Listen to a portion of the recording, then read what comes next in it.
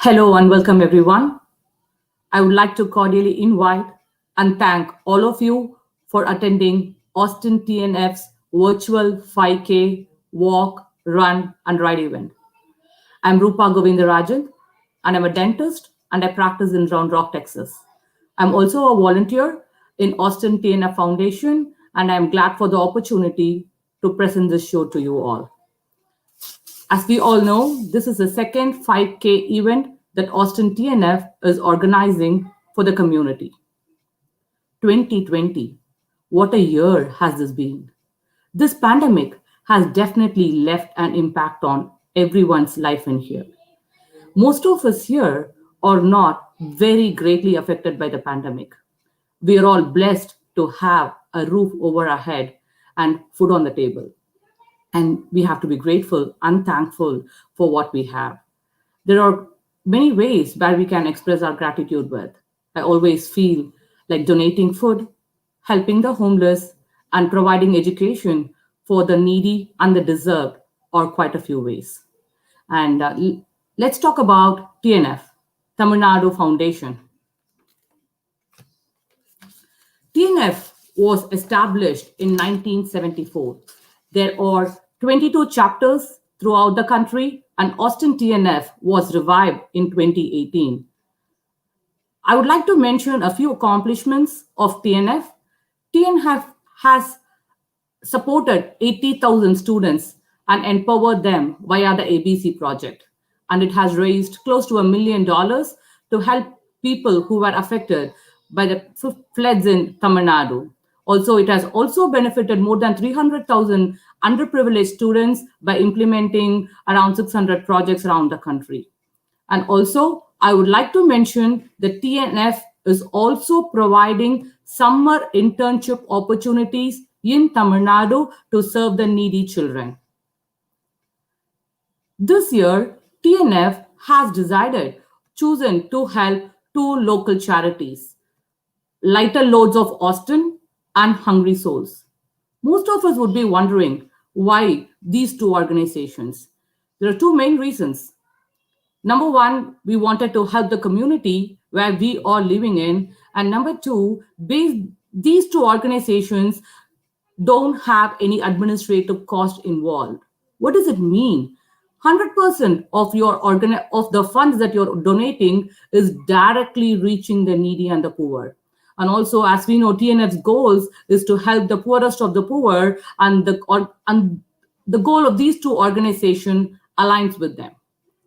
Let's talk about Lighter Loads of Austin.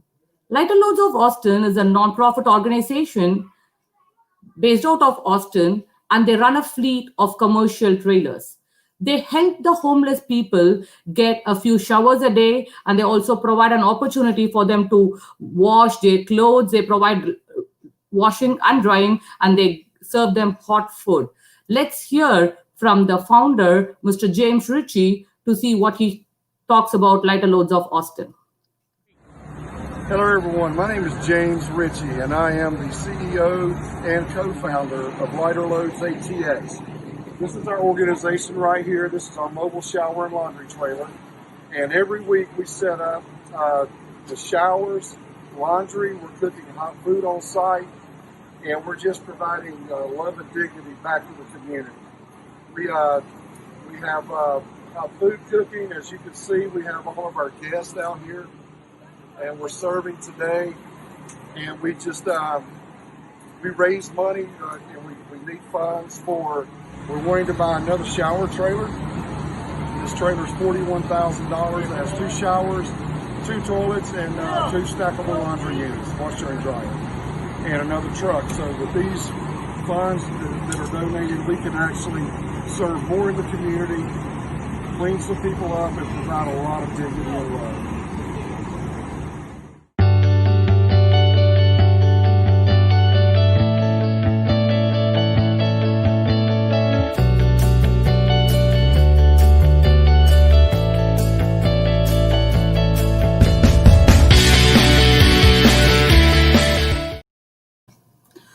What a great job they are doing in there, and an amazing job, James Ritchie. And it's for a noble cause. I'm glad we are supporting your organization. And the second organization that TNF is supporting today is Hungry Souls. Hungry Souls is partnering with local Austin schools to provide food for the students who are not able to have food every day. Basically, also they help students who are to have meals when the schools are closed or during vacation. And let's see what the executive director, Chris King, has to talk about Hungry Souls. Hi, I'm Chris King. I'm the Executive Director for Hungry Souls.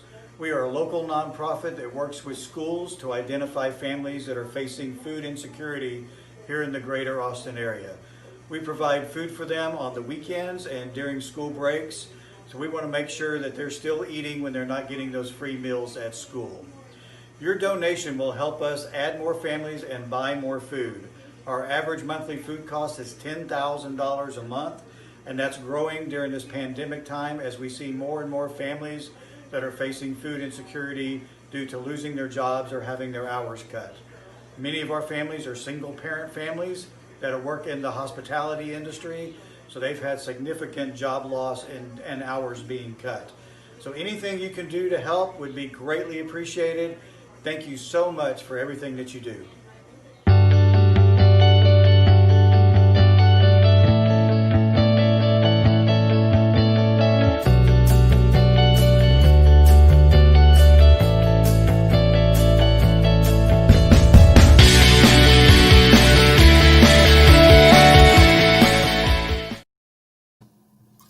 Thank you, Chris. Thank you for feeding all the hungry children in our Austin neighborhood. And thank you for giving us an opportunity to help the children in our community as well. As we all know, we are able to provide and support the local communities mainly through the sponsors. And I would like to thank our platinum sponsor from Access Reality, Ms. Jacqueline Houghton. Ms. Jacqueline has been a constant supporter of Austin TNF ever since its inception. Ms. Jacqueline, all the funds that you're helping us is not only helping the children in Tamil Nadu, and it is also helping the local community people in Austin to get a good shower and is feeding the hungry children in there. Thank you, Ms. Jacqueline. Let's hear what Ms. Jacqueline has to talk about Access Reality for us here. Hi everyone, my name is Jacqueline Houghton and I am a realtor and owner of Access Realty. We are your guide to residential and commercial real estate services in and around the Austin area.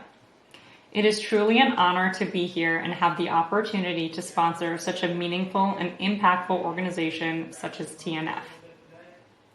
At Access Realty, we pride ourselves on guiding and educating our clients through each and every transaction. Be it buying, selling, leasing, or investing, we are here to meet and exceed all of your real estate goals. I look forward to the opportunity to meet each and every one of you one day, hopefully very soon. Thank you, Ms. Jacqueline. And I would also like to thank the diamond sponsors, Singh Orthodontics, Dr. Yashu Singh, and Team Phoenix Financial Consultants, Dr. Sean Lai, and Dr. Wayne Shong. Thank you, diamond sponsors. And also the gold sponsors for this event are Gandhi Bazaar, Spicewood Springs, Code Wizards, Dr. Satish Tirumalai from Law Frantara Dental, Great Learning Power Ahead,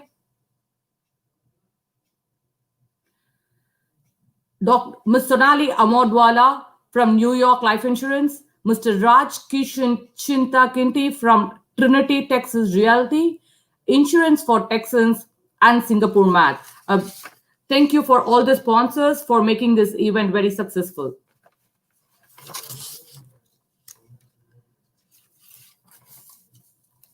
And I would let's go for the. And I would also like to thank our media partner, Austin Tamil Sangam. They have been constantly helping us in promoting these events, and it's always proud to partner with the local Tamil community in there. Thank you, Austin Tamil Sangam, for helping us supporting this event. Now, let's go to the most awaited segment with Dr. Parniyappan Manikam.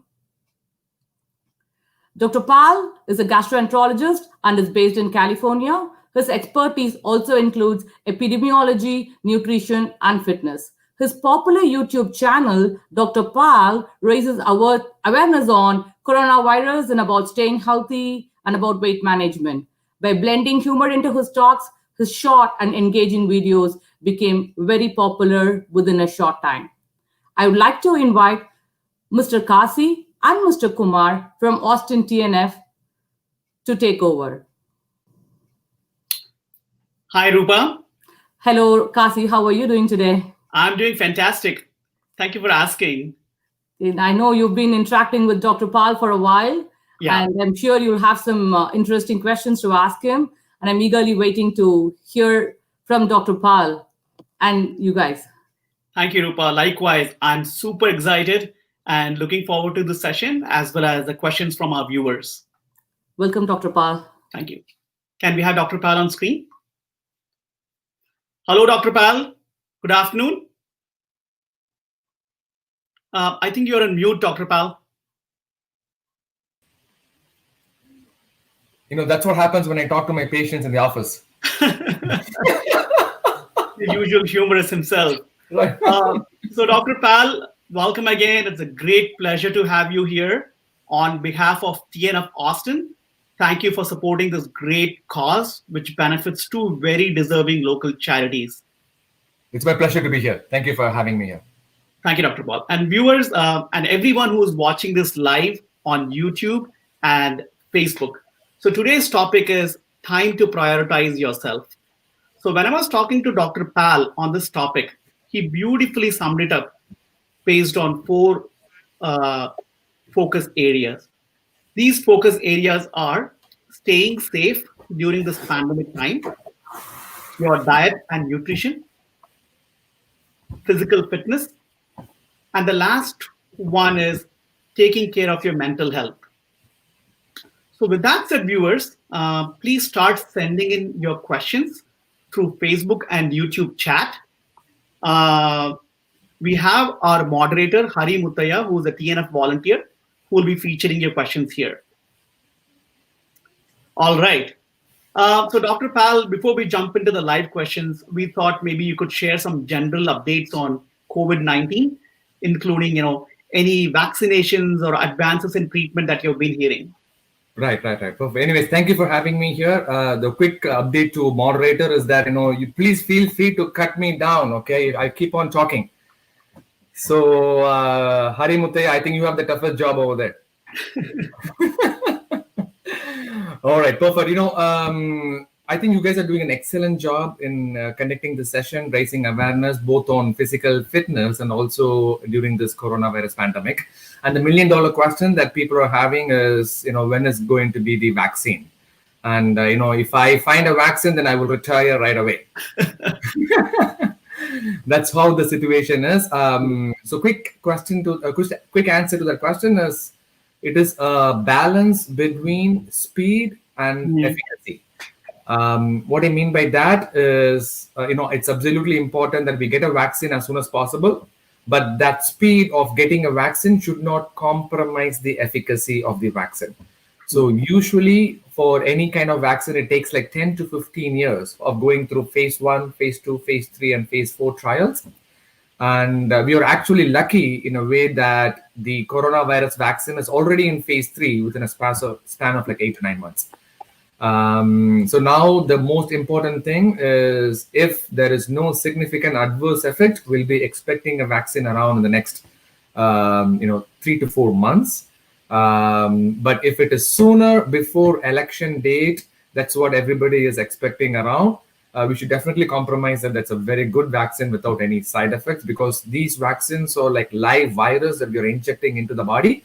We need to make sure that it doesn't cause other side effects. Thank you, doctor. Like everyone else, we are all eagerly waiting and fingers crossed for the vaccine to come. Right. There are only two things that people are waiting for. One is the vaccine and the Vijay movie, Vati coming. Master coming, exactly. Yeah. Master coming, right. Right. The Tamil audience eagerly waiting for their superhero Vijay's movie Master. Right. Well said, doctor. So, doctor, as they say, prevention is better than cure. Uh, we've been hearing the usage of vitamin C earlier to build your immunity. Now, Dr. Fauci has told about vitamin D. Some have gone ahead and started, buying those turmeric supplements from Costco and stores. There's so many things going out there. I'm not even going to the herbal or other supplements, but Right. what is your take on this, in terms of building immunity? What would be your recommendations? So what I've been telling people is it's a perfect scenario for all these supplements industry. So if you want to invest money, please invest money in this department. It's going to go very well. But scientific, there are two ways to look at this. One is scientific proof and also beliefs, right? So sometimes in medicine, we give too much importance to beliefs as well, because that might help a little bit. But scientifically based research wise, all these supplements have not been shown to improve, actually cure coronavirus. Few things that has been shown to improve immunity is vitamin D. And one thing that I would like to have the viewers take out of this conversation is, if at all you want to take something to improve your immunity in this coronavirus pandemic, they are suggesting that vitamin D, as in doctor. I mean, like good doctor, not like me, good doctor. At least 2,000 international units per day. Okay. So it's available over the counter, and especially people who are watching this in cold weather, in Detroit, New York, East Coast, I think it is absolutely important to supplement vitamin D in this scenario. But Texas, California, we have a little bit of an advantage of enjoying the sunny weather. But even on the top of it, I see a lot of patients with low vitamin D, a lot. If I test vitamin D in 100 patients, I see at least 40-50 patients low in vitamin D. I'm talking about like healthy Indian patient population who have been immigrated to US in the last 10 years. So I think that is something to keep in mind in this pandemic season. Sure. Thank you for the doctor. When talking about vitamin D, you mentioned 2000 IU. So does the dosage vary in terms of one's age, or does it vary child versus adult and one's physical ailments, or is it pretty much applicable to everyone? So it does vary based on what age that you are in. But this is a general recommendation, especially for young population between 40 to 60. And sometimes if it is more than 60, we supplement even more, like 5,000. And if your vitamin D is less than 10, we even go up to 50,000 international units. So it's based on what level you are. But as a general recommendation, I think it is better to take vitamin D rich foods like mushrooms, spinach, and anything green. So all those are rich in vitamin D. And if you have any history of bone problems like fractures or bone pain, then I think it is reasonable for those patients to check their vitamin D levels and supplement accordingly. Sure.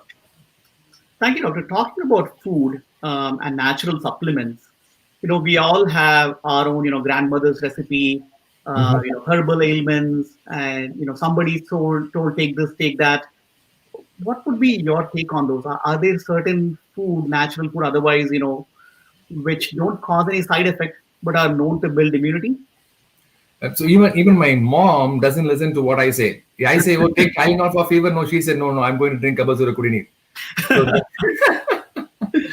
So it is a very fine line. One thing I've seen as a side effect of most commonly used supplement is the turmeric. Okay. We used to add turmeric powder in our cooking all the time. But I think, Western world has formalized as like a beautiful manufacturing advertisement with beautiful looking caplets, like capsules with like 500 milligrams of turmeric. Just looking at it, you feel like you have to take it. It's packed in beautiful way. And if you read at the wordings, it's almost like if you don't take it, you'll die. That's how they have been like advertised. I saw a patient who was completely yellow. The whole body was completely yellow. I was thinking of it was jaundice, and we did so much testing. And then finally he said that, "Oh, you've been taking turmeric 500 milligram tablets 3 times a day for the last 3 months." So these supplements are not free of any side effects as well. So, anyways, anything in moderation is good. So even if you believe in these supplements, take it in moderation. And when you say, doctor, moderation, is it following the directions or dosage indicated in the back of the the packaging, or Right. So the other problem with that is, it's not FDA regulated. Any supplements are not FDA regulated. So you're just believing in that. For example, Nature's Bounty is one of the most popular version brand available over the counter. And, if you believe in that, at least don't take more than what they're suggesting. That's what I would say. okay. And to be safer side, I would actually say that, take half of whatever they're saying. Great. Thank you, Dr. Pal. So we'll jump into the questions from our viewers. Hari, can we have the first question from our audience?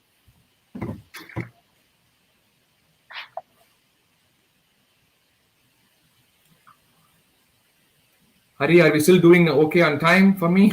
Yeah. Or while we wait on the first question, doctor, I know you are a gastroenterologist. What is the single most important thing that you look for when a patient comes to you? So I can tell you that from a gastroenterologist standpoint, the only thing that is actually very, very important compared to all GI problems is their abdominal obesity. Okay. So when I say that, it's the waist circumference and the excess amount of fat around the belly. True. For some reason, I think Indian population are more predisposed to have that kind of belly fat, and we are actually sometimes we are actually proud of it. That it is focusing and targeting the exact the belly fat, and that's because of the ethnicity and genetics that we have. And I can tell you that if the circumference around the belly button is equal to the circumference around the hip, I will be out of job. So as long as people who are having like more belly fat, then my job security is confirmed. Every problem, heartburn, bloating, change in bowel habits, irritable bowel syndrome, colon cancer, esophageal cancer, pancreas cancer, everything is related somehow or the other with this waist circumference. And usually what I tell my patients, one little thing that you can do is to take a measuring tape.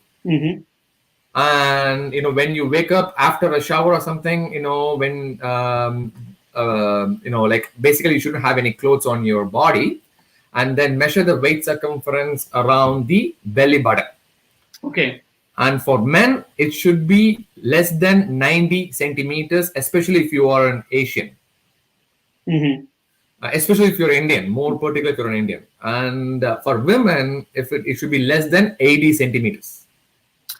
So, doctor, does it vary according to one's height and weight, or is it general thumb rule? So height and weight is for body mass index, right? So that's what Western population measures based on obesity. But that does not apply to Indian population especially. Because the body mass index, we are designed in such a way that we can fool these scales easily. And so our population, waist circumference is the most important predictor. Okay. So the one thing that you should take home, in addition to the vitamin D, is the second thing. The second thing to take home from this conversation is waist circumference more than 90 centimeters in men, waist circumference more than 80 centimeters in women. You have to increase this 5K race to 10K race next time. Well said, doctor. Well said. Doctor, we started getting questions from our viewers. The first question is from Valli Raghavan. She's asking how to consistently keep having a healthy regime. So I think she's meaning about physical activity in general, plus diet and also. So the key word in this question is the consistency. And that's the most important thing. So I've been there before. I weighed like 200 pounds before, and I had all the GI problems that I mentioned before. And personally, I went through this over the last like 2 to 3 years, and I lost like 50 pounds. Slowly. And so initially, I would attend these talks, and then there'll be another doctor who will be talking about all this, and I'll be motivated, and I will run like 10K the next day. And then for the next 10 months, I will not even worry about it. So what I would suggest is you have to start small, but keep consistent on it. So that's the most important thing. So what I would say is you have to carve out at least 15 minutes of your day. Either in the morning or in the night, you need to sit down, you need to create that 15 minutes and then do a little bit in that 15 minutes every day for 6 weeks. That's the first step. And then that will become a habit. So it takes like 37 days for some time. And on average, they say actually 64 days to create a habit. Wow. So 64 divided by 2 is 32. So if you do 32 days, at least for like a month, not even 6 weeks, at least for a month, then you will get into that groove. And then slowly you can increase to 30 minutes, 45 minutes, and then you will love it. You will love the change that your body is facing. So that's the most important thing. I love how you said it, doctor, because when you do it for so many days consistently, it becomes like your second nature to you, right? It almost becomes like a habit, like how Exactly. you eat or Exactly. take So let's shower. say that your wife keeps on scolding you. For the first 2 days, you will be like, "Oh, what the heck is this?" And then finally, it'll be normal. Well said, doctor. We have the second question from JP. His question is, with the pandemic, we have so many responsibilities being juggled at the same time. How do we compartmentalize our daily schedule so it is smooth? It's a well asked question, JP. I have been dealing with this question for the last 1 year, but I think I've figured this out now. So, so I think in those 15 minutes of the day that I said, I carved that 5 minutes of planning the day ahead. So when I go to sleep, this is what I do. I look at my schedule next day. I see how many patients I have, and I prioritize that 15 minutes somehow. So let's say that I have like 20 patients tomorrow. So I know that I will not be able to have time in the morning. So before coming home, I make sure that I do that 15-minute activity, whatever it is, meditation, physical, you want to run for like 10, 15 minutes, whatever it is.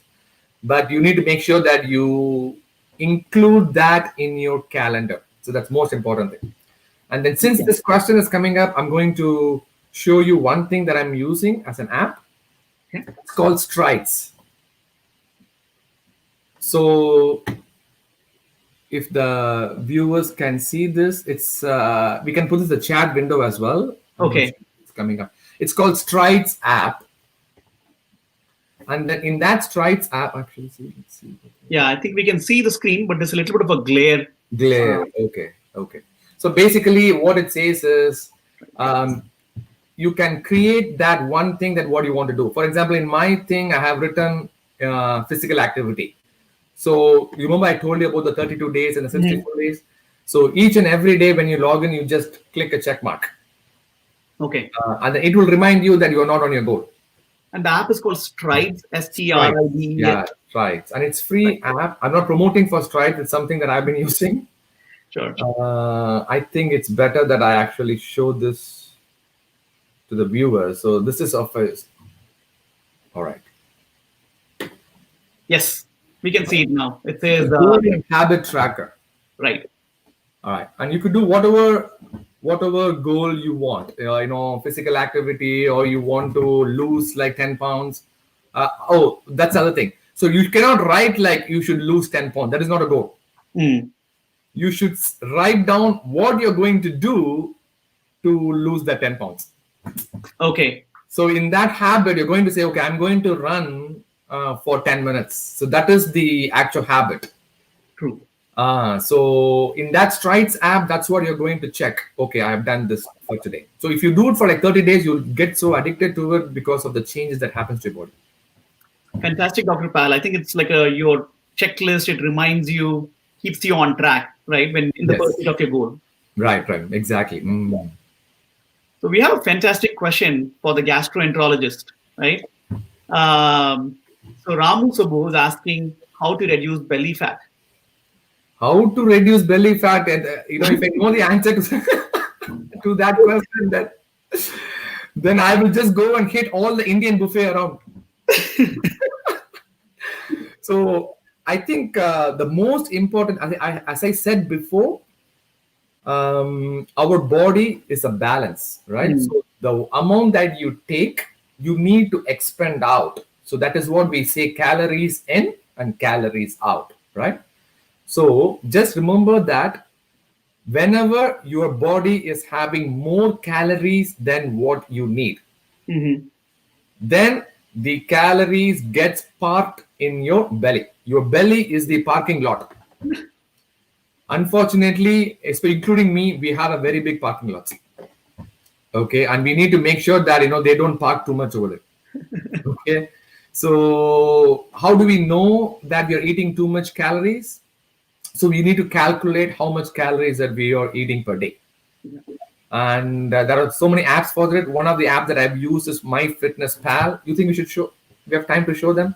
Yes, please go ahead, Dr. Pal. So that's an app called MyFitnessPal. Did you make this app? If I would have made it, I would have been a millionaire. Everybody is using it. This is another app we use all the time. Yeah. So what it does is it calculates how much calories that you take every day. And I will show you how this works. So, for example,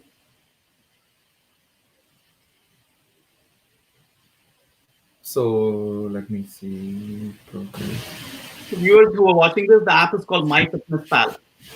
Right. So it comes like this. So it has like breakfast, lunch, dinner, snacks. Okay. Yeah. So for the viewers, I don't want you to change anything what you're eating. All I want you to do is to just write whatever you're eating. For example, let's say that your wife made like a chicken biryani for you. Okay. So all you need to do is to add chicken biryani here. And it has all the Indian foods as well.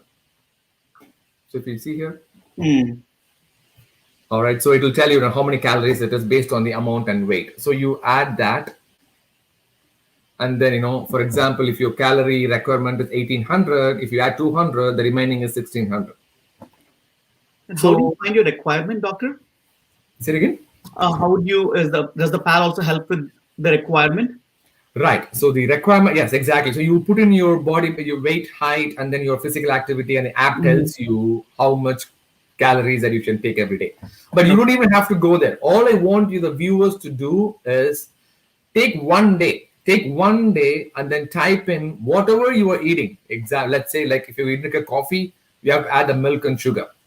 Let's say you have like a muruku, gulab jamun, whatever it is.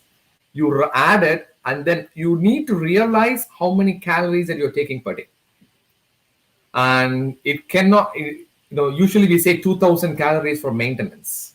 And you will be amazed and surprised at how many calories that you're taking without even your knowledge.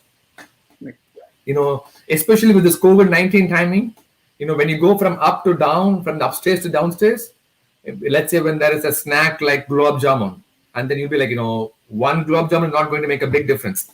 But in this app, it's going to add 100 calories. Yeah. So you keep on adding, and then you will realize how much calories it goes. And then if it goes beyond your regular, what is your body needs, all those calories goes into your belly fat. All right. Thank you, doctor. Very well said. I think it's we all should be using this app or, figure out some way to track, how much calories are going in, right? I mean, the calorie deficit is the way to reduce the belly fat. So very well. Exactly. There is unfortunately, don't, no matter how much you run, even if you are like, similar to Lord Muruga and going all over the world, belly fat will not come down. Okay. Until the diet is changed. Okay. It's more important, very important. Unfortunately, our Indian diet is rich in carbs as well.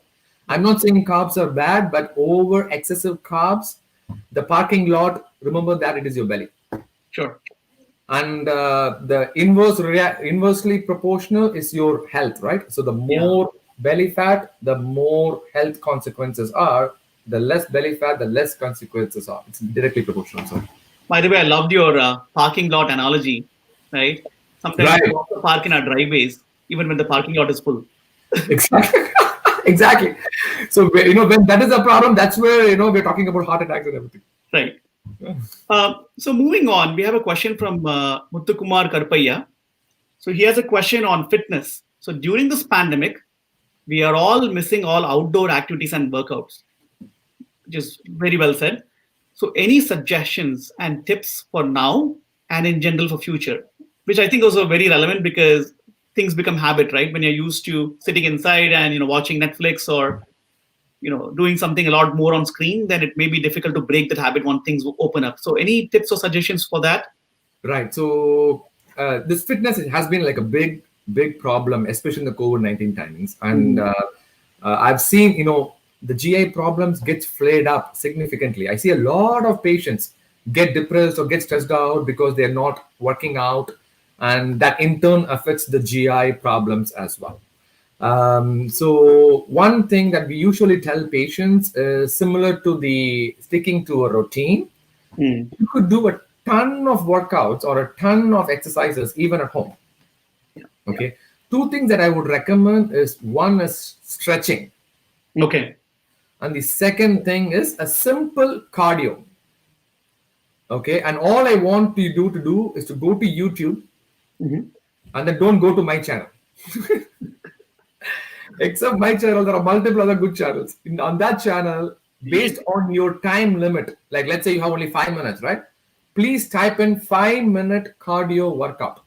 There is like ton of information out there. All you need is to do to stream through your device, whatever device that you're having, and just do that for 5 minutes.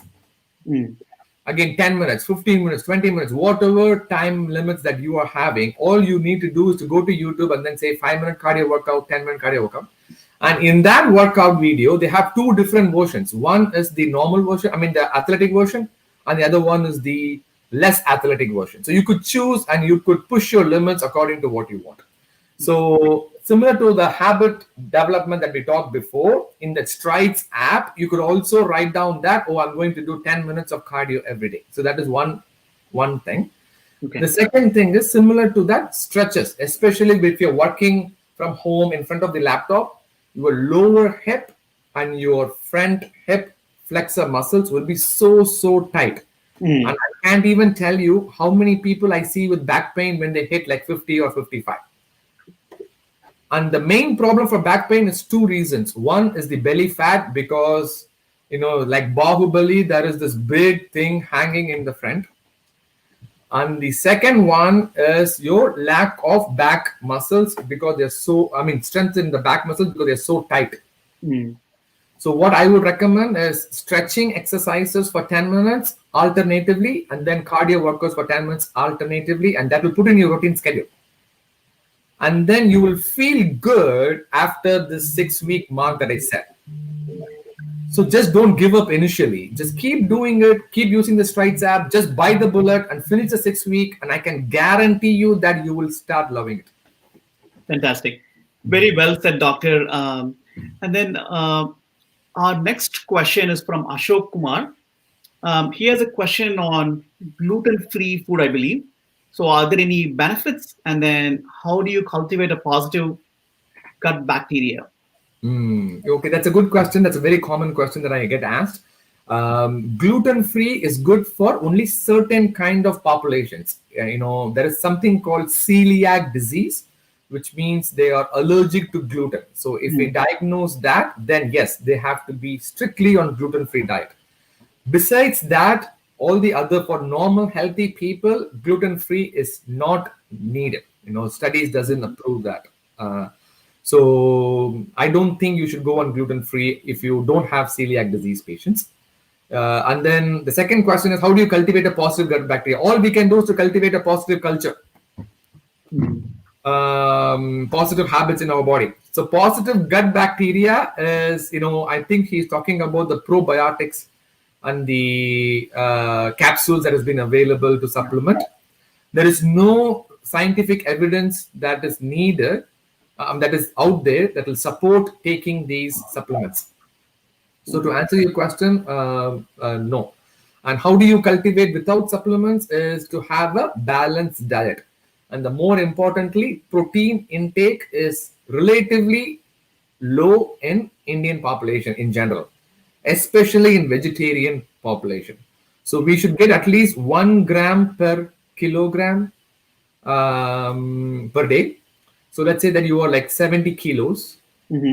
At least you should have like 60 or 70 grams of protein. And if you're non-vegetarian, it's easier to get in. If you're a vegetarian, you need to be extremely careful and you need to be proactive in bringing in a lot of dal, chana, peanuts, paneer, tofu, so that you meet that 60-70 grams of protein per day, and that will indirectly cultivate a positive gut bacteria. So, doctor, on that protein note, a quick clarifying one. In all these stores, we have this, dietary protein supplements like whey protein, or in Tetra Paks, you have muscle milk, premier protein, so many other names you have. Right. Would you recommend taking that for vegetarians who have a protein deficit? Or If if you're actually working out to take that? Right. Now, usually, what I recommend is to just go with whole, plant-based, non-processed foods. Okay. So that's the most common bottom line. Is that's a denominator. Sure. But if you're not able to meet your protein content, that's when you need that excess dietary supplement. Okay. So those dietary supplements, the whey protein isolates, are indicated for people who are actually trying to build muscle, and who their protein content is very low to meet their criteria, and this is acting as a supplement. Mm-hmm. You don't have to take it on a regular basis if you can include with your regular food. That's what I would recommend. So, doctor, we'll now move to the next segment, for which we'll be joined by Kumar Ram, another TNF Austin volunteer. So he'll be taking over and taking the questions from our audience. He also has some questions on broad interest for mental health and fitness. So may we have Kumar Ram? Thank you, Kasi. Hello. Kumar Ram, you're on mute. Hi, Rupa. Hello. Hi, Kasi. Hello. Hi, Hello, Rupa. Dr. Pal. Dr. Pal, Nanu, I also drink Kabasura Kudineer, and also will try to take vitamin D capsule. Oh, good. Don't put a case on me. I don't do it quite often. I wanted to try it because my mom told me about it, but I don't do it quite often there. Right. I saw a patient who had a severe gastric ulcerations. So we thought that the only newer side effect and newer supplement that he was taking was Gabasura. So and then we said probably this is related to it. So I put a video on my YouTube channel, and then one guy was commenting that, "Are you? Please tell me, you work for pharmaceutical company, right?"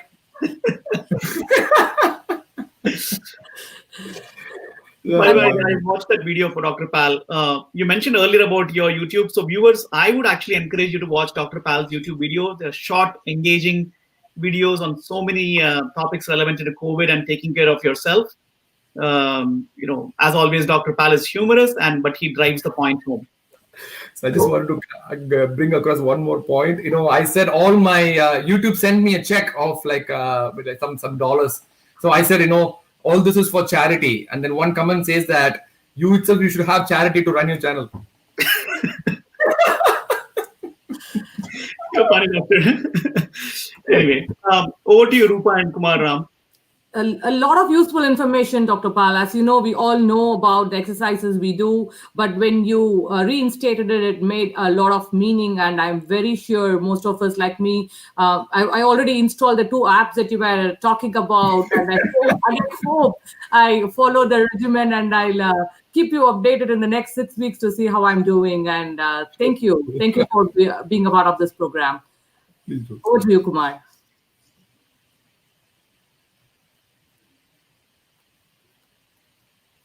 I think you're muted, Kumar.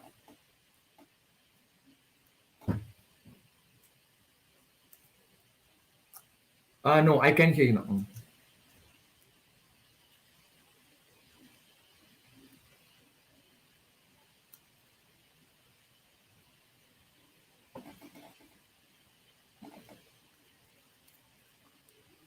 Hi. Kumaram, I think we can still hear you. Are you on? Yeah, we can hear you now. Yeah. Yes. There you go. Great. Thank you. Sorry about that. No problem. It's a pleasure talking to you, Dr. Paul. Oh, I'm thank you planning very much. mostly to focus on fitness and mental health during this time. But before I move on to the viewer's question, I have a general question. This is about people who have lived through Great Depression. Many baby boomers mention how their parents carried that experience lifelong, like conserving and reusing, using cash instead of credit, keeping their morale high, whatever the situation be. Do you see any parallel to the current situation where we all will come out with some habits which are lifelong? I think this has been talked a lot in our medical circle, at least. I think the one thing that the pandemic has taught us is quality family time. I think that is very, very important. I think we are just very stuck in this busy, vicious circle that we just don't have enough time to spend time with the family. So at least from the medical standpoint, what has happened is many doctors, nurses have reanalyzed their existing lifestyle and then say, hey, you know what, this is, we don't want this. This is not what we wanted. This is not what we signed up for. So they have cut down on their work hours, cut down on whatever activity they can do so that they can actually spend more time with the family, which is a very, very big eye opener. And I'm pretty sure that will apply to all the other fields as well. You're very right, doctor. I think family time. I think this time we have realized how good it is and how it keeps us sane and grounded during this time. If you don't get the vaccine, then there'll be other problem. Too much family time. That's very, very true. Very true. Everyone keeps asking us, how do you work? I said, you sit on the dining table. One side is my wife and myself, and Right. and people ask, oh, okay, how does it work? Kind of. Right. Before we move further, I have a general housekeeping thing to the audience. We are accepting donations now. You can provide your name and donation amount in the comments. We will call you out during the event. You can either do it through Facebook or through YouTube. Just want to let you all know. I think we can move on to the questions. I do see a question coming up from JP. What activities can we do with children to help them sleep better? So I think children is based on the age. For example, less than 5 years, then usually we say stick with the routine. 5 to 10 years, the more that they exert themselves, then they will sleep better. So one tip and trick on one of my pediatrician told me was, let's say you are doing yoga, right? There are like a kids yoga channel. So they're asking us to follow the kids yoga channel on the YouTube while you're screening it on the big screen home. And when they are doing it, you can do it as well.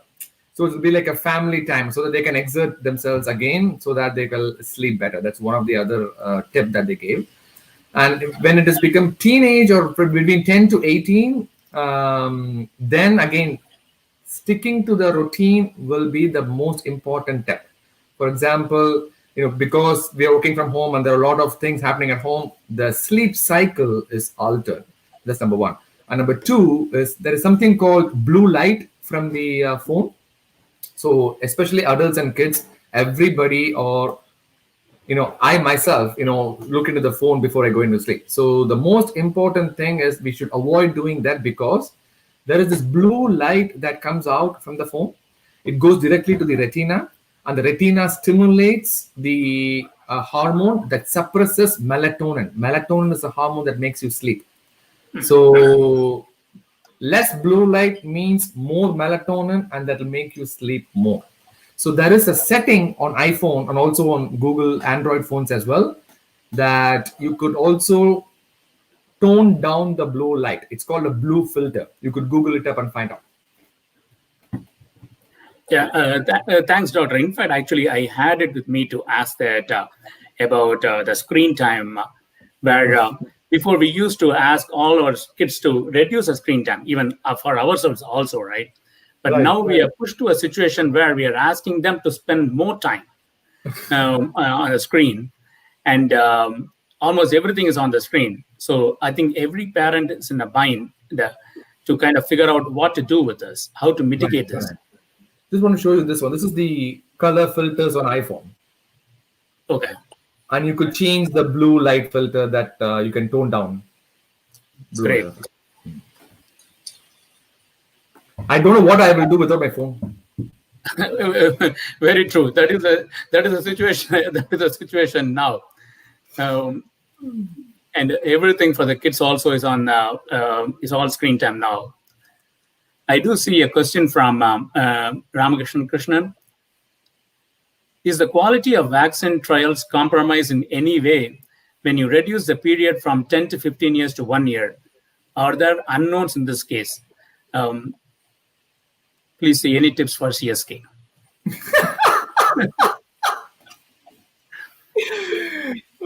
Let me answer the CSK question. I think all the players are playing as if they are COVID-19 positive. They are looking so tired. I think tips for CSK is, sit back, relax, and enjoy, and then use the strides in MyFitnessPal app. So the other question is quality of the vaccine. That's an excellent question, Ramakrishnan. It's an excellent question. That is the actual problem. So it is a very political question as well. As you know, the president wants to release the vaccine before the election so that the things goes well and vaccine will be available. But at the same time, the safety of the vaccine is the most important thing. And as you said, we are decreasing from 10 to 15 years to 1 year already. And one of the alarming signs of early delivery of vaccine is in the AstraZeneca trial that they are doing right now. They found a significant serious adverse side effect of giving a vaccine to a healthy patient. And initial reports suggest that it could be transverse myelitis. What I mean by that is, remember I told you that vaccine is nothing but like a small virus that you're introducing into your body, and then you are generating antibodies against that virus, right? This antibodies, we're just hoping and praying that it goes and targets the virus alone. But unfortunately, these antibodies can target all the other parts of the body as well. And one of the parts that have been affected is the spinal cord. And inflammation to that spinal cord can cause some weakness of the limbs and everything. They are not revealing the complete details of that report because it is confidential, but initial reports say that it could be related to some kind of autoimmune involvement affecting the spinal cord. So these are the side effects that we need to make sure that it doesn't happen before releasing the vaccine to public.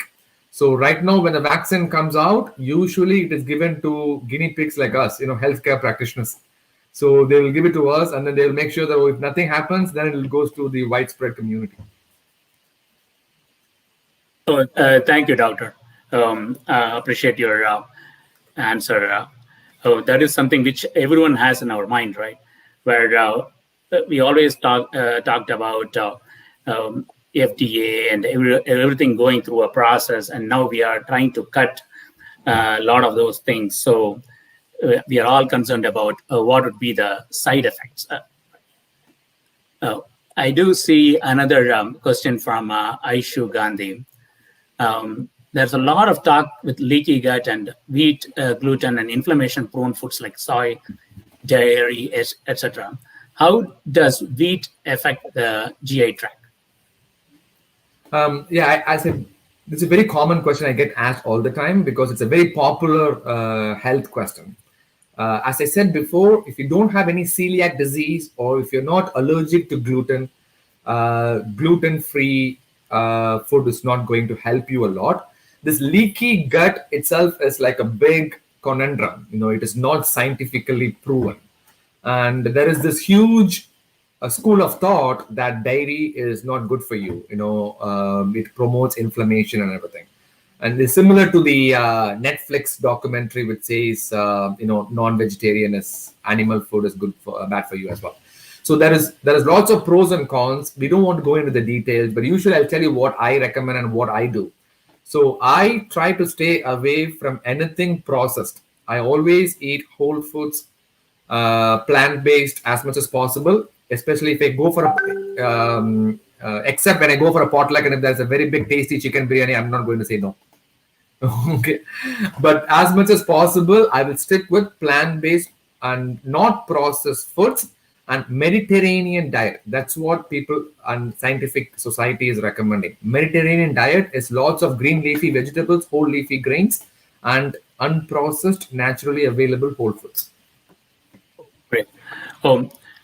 Relating to this, when you say Mediterranean food, what do you think of an organic and a non-organic? I mean, when we go for an organic spinach, right? Or Right. What's your thought about it? Right. So in general, like we don't eat a balanced diet. The last time I read about balanced diet when I was in third grade. In the biology class, there will be like this big pie chart which says balanced diet, protein, carbs, and fats. And we never pay attention to that, right? So that is number one. Number two, in general, the quality of the foods available now is not exactly the same as the quality of the food that was available like 20, 30 years ago because of multiple reasons. So in general, the quality of the food is slightly lower. So should we have to go for organic? Not necessarily, because the main reason that we're going for organic is to avoid contamination with these pesticides, with these fungicides, and what we are using. And there is something called Dirty Dozen, and this is something that the viewers can take and Google as well. It's called Dirty Dozen. These are the 12 foods that has been shown to be fully contaminated with pesticides when they are growing up. When they are grown, I'm sorry, when they are grown. And most common of the 12 is spinach, tomatoes, strawberries, apples. And these four, when they are grown, they use a lot of pesticides. And that's why they recommend to use organic as much as possible. So in general, what they say is it's better to use organic as much as possible. But if you cannot and if you don't want to, at least stick with organic for the Dirty Dozen. And of the Dirty Dozen, the four most important food is spinach, tomatoes, apple, and what was the other one? I forgot. Avocado, probably. Avocado? No, avocado is okay. But those are the Dirty Dozen that you can look it up. Yeah, the reason now you brought it up, it's good. I'm a member of EWG. EWG is the one which has a Dirty Dozen. Environmental working group. So I have a magnet in my refrigerator with a Dirty Dozen. Oh, nice. And oh, good. When they try to make, I'm not making it up. It's EWG. Yeah, EWG. Right? I'm just saying that I'm not making it up. EWG is supporting what I'm saying. Oh, okay. Okay.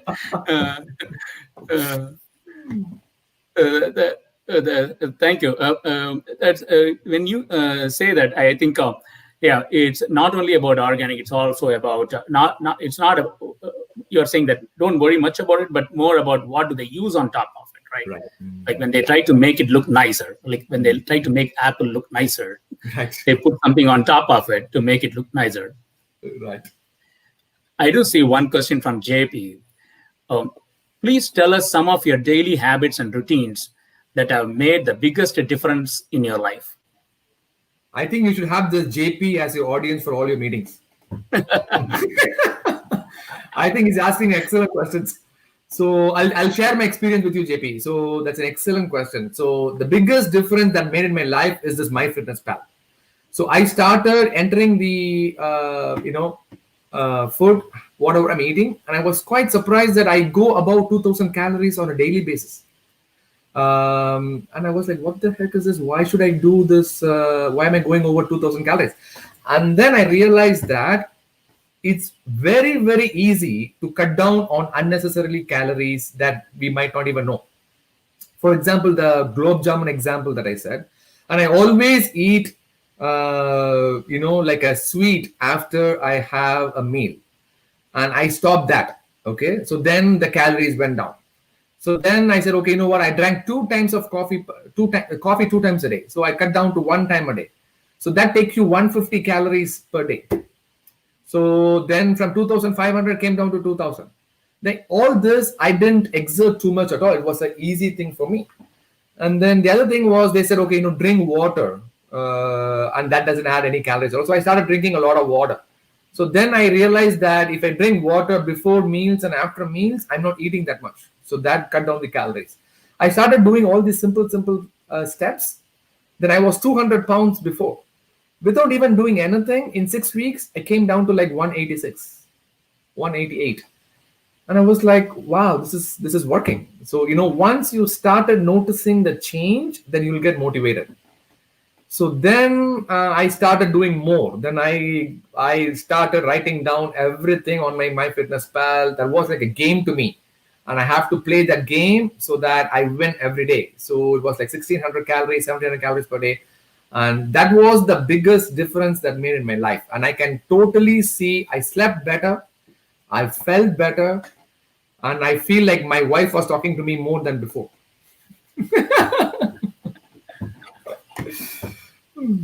Doctor, when you reduce your food intake and everything, how about your nutrition? Did you do a blood test before and after? Was there any difference in any of the numbers?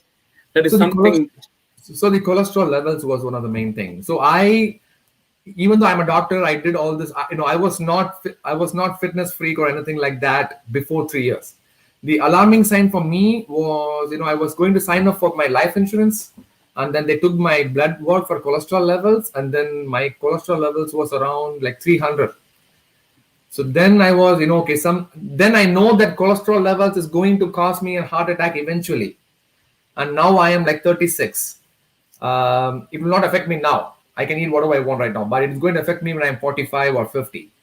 And I'm seeing patients when they turn around 45 or 50, right? So then that's a wake-up call for me. So that's how it started.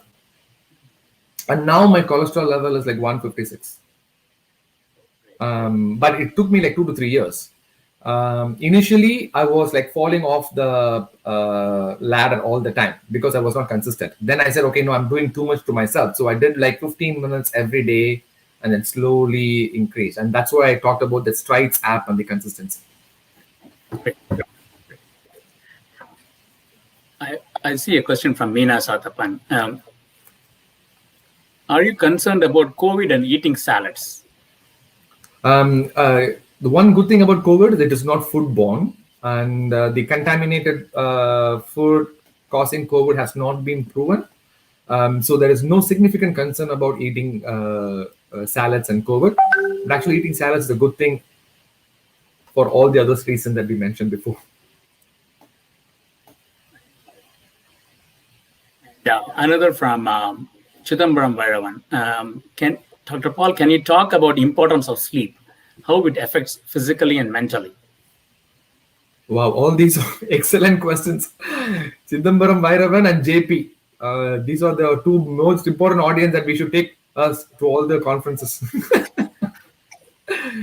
How would it affect physically and mentally? So sleep, I cannot overemphasize the importance of sleep. If you want to compromise on something, just compromise on anything else other than sleep. For example, I'll tell you an example. Every adult should need 7 hours of uninterrupted sleep. All right, minimum 7 hours. If you can get like 8 or 9, that'd be even better. But minimum 7 hours. So let's say that you're going to bed around like 11 p.m., right? Let's say that your first meeting in the morning is at 8 a.m. Okay. You need to make sure that the alarm doesn't go before 6 a.m. So because the 7 hours of sleep is absolutely important. Let's say that you have in your calendar, you're going to work out in the morning. The workout can wait. Let's say that you have a walking in the morning. The walking can wait if you cannot include sleep. So that 7 hours of uninterrupted sleep is absolutely important. And I cannot emphasize more than this. And if you somehow fine-tune that habit into your schedule, then everything else will fall in place. So when you do that Strides app, one of the other things that I would recommend to start off, I should get 7 hours of sleep by going to bed early. If you cannot go to bed early, if you go to bed late, you need to make sure that you wake up late. And then that's number one. Number two is consistency, sleep consistency. If you have, please go to bed at the same time and try to wake up at the same time. We are beating up our brain so much that it doesn't give up a lot. So you'll be okay now, but down the road, it might be so tired that it will be confused with the time schedule. So So these are the two things I would recommend. Go to bed on time, go to try to on the same time, and then make sure you get 7 hours of sleep. If you do that, everything else will fall in place, especially mental health. Thanks, doctor. I think another thing is we all have a habit of looking at our phone before going to sleep, right? And when you said blue screen, I think that affects our sleep. Right. That is something which... One more thing I want to tell you is, I switch off my 3G, Bluetooth, and Wi-Fi. Okay. And then I turn on my do not disturb thing from 11 a.m. when I go to sleep. So there have been some research out there that the Bluetooth radiations and the Wi-Fi from the router is interrupting the sleep cycle hormones. So that's what I do. There's not much research about it, but I'm just sharing my experience. Oh, thanks, doctor. One thing I found was I move my phone from bedroom to I leave it somewhere else. Right, good. Thank you. I do see another question from Unnamalai Supaya. A lot of info on remdesivir medicine for COVID treatment. This is a promising medicine. Can you please share your thoughts? It was not as promising as before. It has become like MS Dhoni now. Okay. It's not as promising as before. The research just show some kind of benefit, but some patients do get better, but usually those are like severely affected patients. So it's not like a messiah for now. But it is available, but it doesn't have much side effect, right? No known side effects. It doesn't have exactly. Okay. Yeah. I think this is. I think Unnamalai Supaya, she joined a little bit late, probably. I think because this is something which you had brought up earlier. Can you provide an insight on the COVID vaccination? I do see a lot of people joining now after you talked about it. Is it something which you can repeat? Right. So briefly, COVID vaccination, usually a vaccine takes like 15 years. We are trying to expedite to get it in 1 year. Ideally speaking, I think we should be ready by April, May of next year. But anything sooner than that, we need to make sure that we're not compromising on the safety of the vaccine, and research is going on regarding that. Yeah, thanks for that, doctor. And another question from Valli Vedavan. Great advice on fitness and diet. Any personal tips on how to motivate your spouse to exercise? I think they have changed this to a divorce lawyer court. I don't go that way approach at all. I've tried that. As long as whatever is working, I just keep going. But that's a very good point, that multiple research have shown that if you bring your spouse along with what you're doing, and you will do even more better. So that's what research have shown. And I'm not sure that research will apply to our families or not, but that's what research have shown. One thing that I have done before is my wife is good in diet, but she doesn't work that much. She doesn't work out that much. She doesn't like. So what we have done now was we ask her to choose whatever workout that she wants, and then we screen that on the YouTube, and then we try to do together as much as possible. That's one thing. And also on the walking, when walking outside. And one tip is don't talk anything like emotionally during the walking. All right. If not, you will come home alone. True. It is like driving with your spouse for a long distance, right? Right. I think one good thing you can do is you could go this way and she can go this way, and we can meet at the house. Nice. Oh, one other thing I want to tell you was regarding the spouse thing is, I think you should, let's say that you're going to do the MyFitnessPal. One thing that had worked out for me was I tried to include her diet as well. So I created 2 accounts. And then I showed her how much she was eating. She was not happy about it, but at least I showed her. So that made an awareness on her as well. So the goal is, let's say you take 2000 calories, you need to make sure that you stick to the 2000 calories or even less than that if you want to reduce the belly fat and become fit. So that is one tip I would recommend. I didn't know that for Indian foods they are able to show calories. That is something I was always struggling. How do I put my Indian food in any app, right? They have murukku, they have seedai, they have vella paniyaram. Okay. They have everything available. So please use that app, and it's free as well. It's not of any cost. All you need is some consistency in logging in. And once you log in, initially it's going to be difficult because you need to search the foods, but eventually all the foods will be available to hit a click button. Sure. Oh, great. Yeah, it's really great to know. Hari, is there any question? Yeah, I do see one from Abhirami Aram. While we wait for vaccines, are there any promising directions in terms of treatment or our understanding of how the disease spreads? It is much better than what it was before. When it came in March, we were not sure what was this about. So now, I think the case fatality rates have gone down because one of the reasons is we know how to treat this better a little bit. For example, I'll tell you an example. Before, when patients are running out of oxygen, when their oxygen levels are low, we used to rush and then put a breathing tube down the throat to create an artificial ventilation. That's what we do for all the diseases, right? But COVID-19 did not like it. So research now shows that if you put a tube down the throat earlier, they have more complications than the one that we don't put and we wait. So similar to this, we have few tips that we have learned over the course of last 6 months, and we are applying it. And that is one of the reasons that the case fatality rate is not as much as what it was before. And the pandemic is not over yet, so we are still learning. So these are the small things that we have keep on learning every day. Oh, thanks, doctor. I think that's where initially there was more information about not touching any item, right? Like if I bring the letters inside a house envelope, we just leave it for 2 days and then touch it. I think CDC had come out and said that is not a big spreader, right? Exactly, right. Okay. CDC is almost similar to my wife. They say one thing today and then they do this other thing next day. Next day. Oh, my wife is just behind me. She's listening to this as well. Nice. I do see another question from Sindhu Vaidi. Thoughts on intermittent fasting. Is it really beneficial? Oh, that's an excellent question. Excellent question, Sindhu. I think it's a good thing that you brought this up.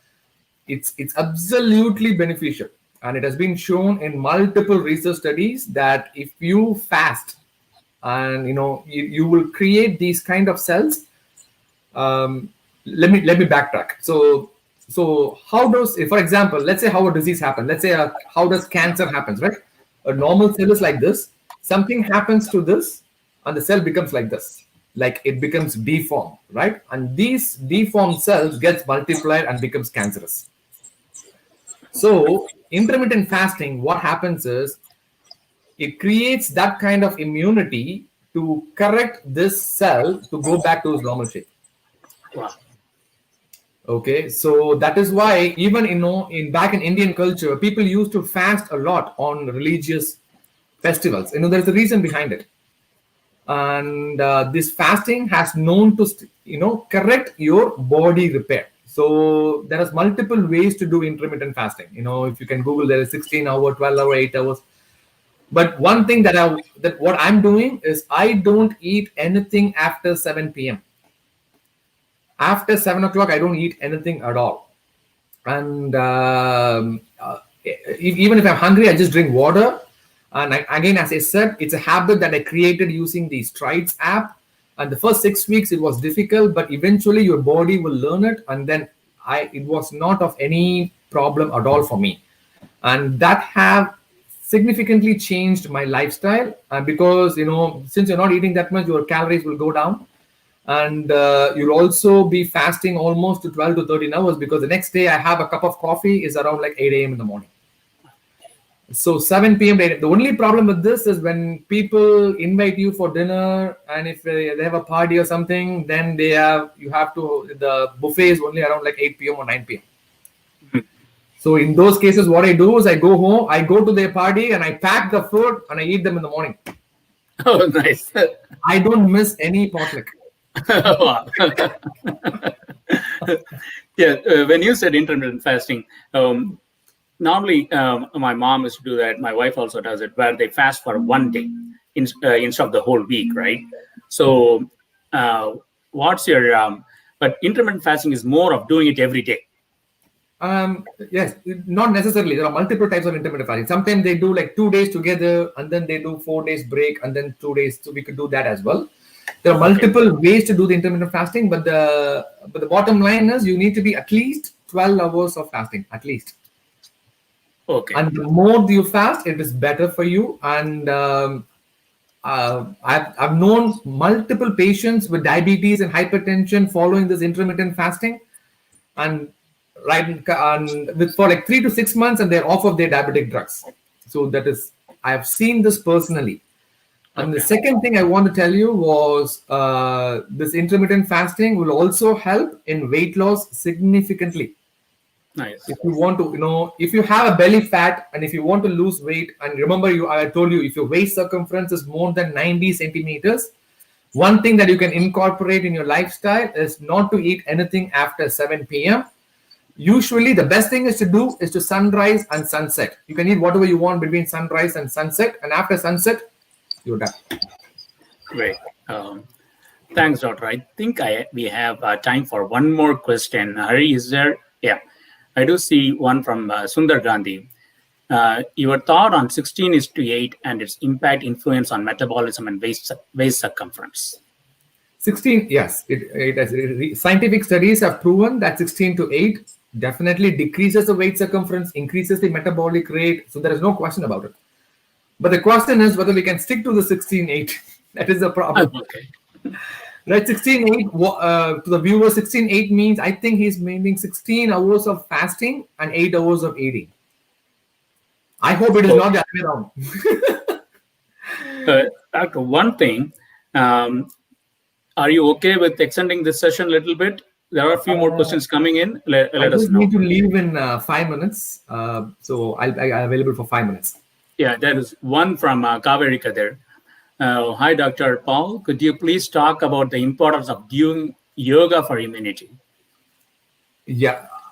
What I would do, I would suggest is for all the viewers, if you don't like this workout, this cardio, this biking, hiking, biking, running, treadmill, one thing you can do is yoga. I love yoga. It will be like, we say like, hitting 2 stones with 2 apples. I forgot the phrase. 2 birds with a single stone. You have been talking more about diet. Exactly. So you ended up saying apple. So if you want to do something, just do yoga. It is absolutely fantastic. And you don't have, it'll help you on both the things that I talked upon, the stretching, which is very, very important, especially for software engineers, because they are like, desk-oriented job. Their hip flexors and extensors are extremely tight. So you need to take something right now, prioritize yourself so that you don't have low back pain when you are like 50 or 60 down the road. So if you want to combine both together, yoga is excellent. There is multiple YouTube channels to follow yoga upon. The good thing about YouTube is you could pick up a time that works for you. 5-minute yoga, 10-minute yoga, basic yoga, intermediate yoga, whatever it is, but just stick to that for 6 weeks and you will love it. Thank you, Doctor. It was very informative. The points we talked about, the app and also the Dirty Dozen and the Mediterranean diet, I think our viewers would have received quite an amount of information which were beneficial for them. And this is truly a time to prioritize yourself. Thank you. I appreciate it. I would like to bring Kasi and Rupa back. Hi, Kasi. Hello, Rupa. Hi. Thank you. Thank you, Dr. Pal. These are my 4 to-goes today. I already installed the MyFitnessPal and the Strides app. Let's see how it goes. Second thing is sleep 7 hours. That's the first thing. See the order in which I'm going, okay? Third thing, consistency in what you do, like 10 minutes of stretching and 10 minutes of cardio, and know what you put in my mouth, with the app, so I know what I'm eating. Last but not the least, don't pick on a fight with my spouse, so can come back home with him and don't ditch him in the. Right. Right. Thank you very much. It was a very, very great session, and it was truly informative. And I hope people who listen to this, we are going to take at least a few things out of this and follow it consistently. Thank you very much for your time. We greatly appreciate it. Oh, thank you for having me. Thanks a lot. Thank you, Dr. Pal. It was a great pleasure having you. Thank you, Kasi. So, Dr. Pal, one thing. So we have about 5 or 6 questions in our YouTube chat feed as well as Facebook feed. If you are comfortable, would you mind taking a look at them afterwards and answering? Yeah, sure. Okay, that'll be brilliant. Thank you, and thank you, Dr. Pal. I know you're running short of time. Appreciate. No problem. Thank you, guys. Thanks a lot. Stay safe. Prioritize yourself. Bye-bye. Uh-huh.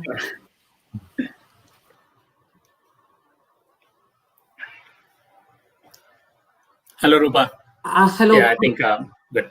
Yeah, thank you, Kumar. Thank you. And I would like to, have everybody talk to everybody. Please donate if you can in the TNF website. And, donating $100 will help hungry souls feed a family a month.